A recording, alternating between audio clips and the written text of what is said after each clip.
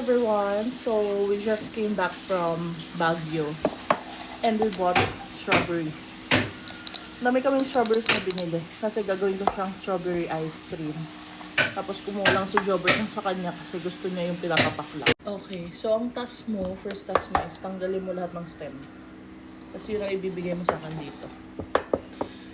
Tapos we have Nestle cream and cream densada. Ewan kung sakto na yan. We don't really know what we're doing, guys, so bear with us. Gagawin. Tamis na. No? Again, natin all-purpose cream. Sarap. Ito siya. Na imamash natin. Tinamad na strawberry ice cream mo na yan. After how many years, na-mash na namin. This is the best thing we can do. So, hanggang ganyan na lang siya. Pero malasa na yan. So, ngayon, i-freezer na natin. Then, check out natin siya mamayang madaling araw. After 2 hours. Alam mo, ganda. Ay, hindi, medyo ano na din. Kaso malambot pa.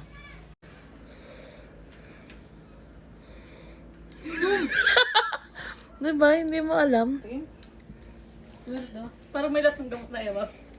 Ahim! Pero masarap. Parang jelly. Hindi pa kasi ano pa kasi. Gawin na. Pag di masarap pa. Ba't parang siyang jelly nga? Wala pa kasi. Masarap siya, kaso nga lang di pa siya sobrang tigas.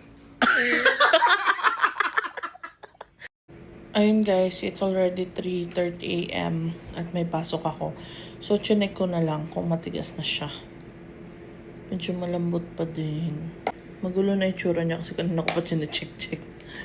Pero may part na matigas naman. Let's check. And don't mind me, I'm on break lang. So,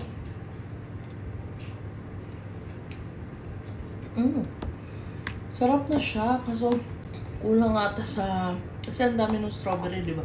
So, kulang ata sa creme densada or what. Kasi, lasang-lasa yung asim pa rin ng strawberry. Anyways, pure kasi siya. Lang. Bye.